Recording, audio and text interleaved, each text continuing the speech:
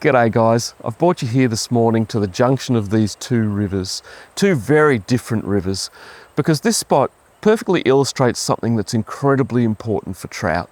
And so as trout anglers, it should be important to us as well.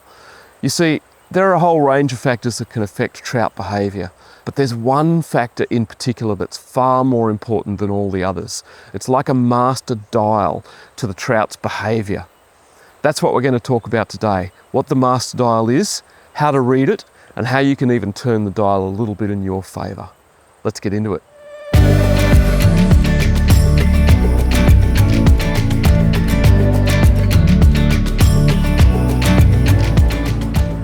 So the main river here is what's known as a tailwater. A tailwater is a river that's fed from the bottom of a dam, in this case a very large dam that's a few kilometres upstream. And the thing that's most different about tailwaters to natural rivers is that the water temperature tends to be fairly consistent throughout the season, because the water that feeds this river is being drawn from depth on the lake. That means that the water is typically cooler during summer, and during winter it tends to maintain its temperature more. The dam is a huge thermal mass that takes a longer time for the temperature ranges to vary than in a natural river.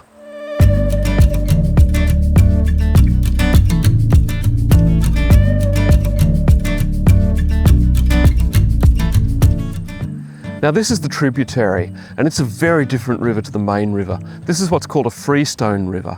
A freestone river is a river that's fed primarily by rainfall or snowmelt from the mountains. It has a fairly high gradient.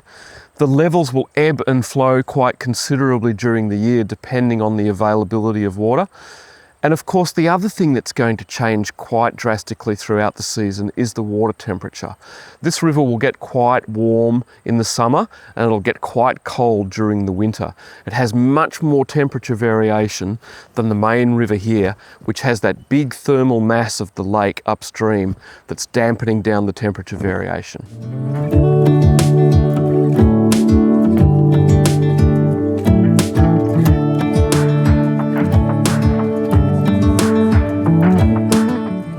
Well, we know that water temperature is important for trout, but how's that useful to us as anglers? Well, I'm not going to get too deep into the science here, but there are a few key foundations that are worth understanding. For a start, trout are ectothermic. What that means is that they can't regulate their own body temperature like we as mammals can. They're much more sensitive to differences in temperature, and their metabolism is at the mercy of the environment. The ideal water temperature for trout is around 15 degrees Celsius or about 60 degrees Fahrenheit. The further the temperature moves away from this point, either colder or warmer, the more it affects the trout's comfort, energy levels and feeding behaviour.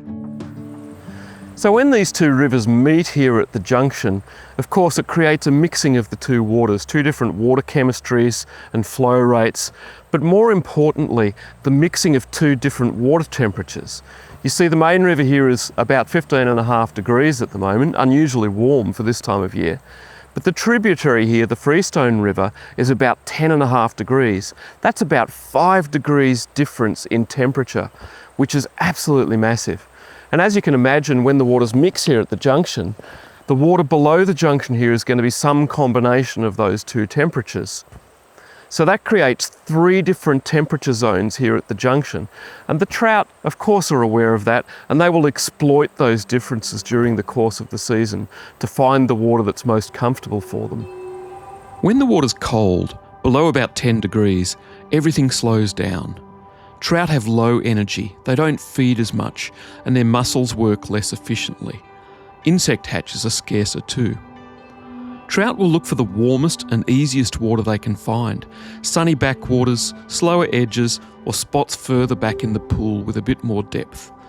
They won't usually move far to take a fly, but they'll feed most actively during the warmest part of the day, when things are just a little more comfortable. At around 15 degrees Celsius, this is the sweet spot. Trout are in peak condition, food is plentiful, and insects are active. They're not restricted to one zone, they'll spread out to wherever they can feed safely and effectively.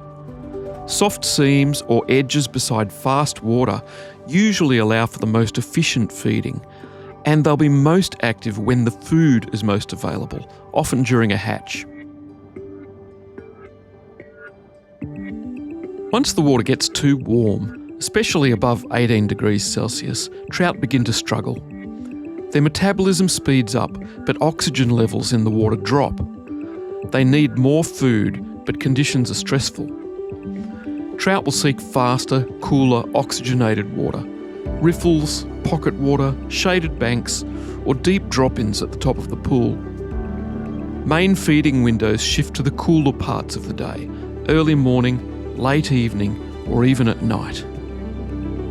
Whether it's warm or cold, I like to think of trout being most active when and where the water temperature most closely approaches their ideal zone of 15 degrees Celsius or 60 degrees Fahrenheit. So of course, this is an extreme example of differences in water temperature, but what you need to realise is that in any given river, there are going to be differences in water temperature between different zones in the river. They might seem like micro differences to us, but the trout are aware of them, and it's going to affect the trout's behaviour, not only throughout the season, but during the course of a day and between different places in the river. Those micro differences make a difference to trout.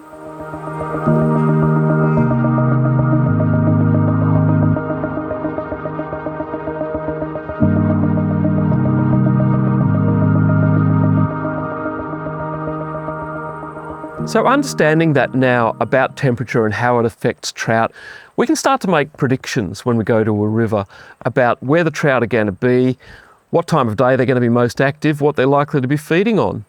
That's incredibly powerful, valuable information that you can use to maximise your trout fishing on the river. So maybe take a thermometer along with you next time, take a water temperature where you're going, and think about what that means for the trout. You can also use this to choose your fishing spots a little bit more wisely. For example, if it's in the middle of summer, you might realise that you need to find colder water, so perhaps go and find a tailwater somewhere that's going to have cool water, or maybe a high altitude mountain stream. And conversely, in winter when it's cold, you might want to find warmer water. So again, that could be a tailwater that has consistent water temperature, or it might be a lowland river that has more sun, longer time for the water to warm up, and is not as cold as the higher altitude streams. So if you have any questions or you got any valuable information out of this video, please leave me a comment down below. I'd love to hear from you. And here's another video that'll give you some more valuable information about how to catch trout on fly. Thanks for watching, guys. See you next time.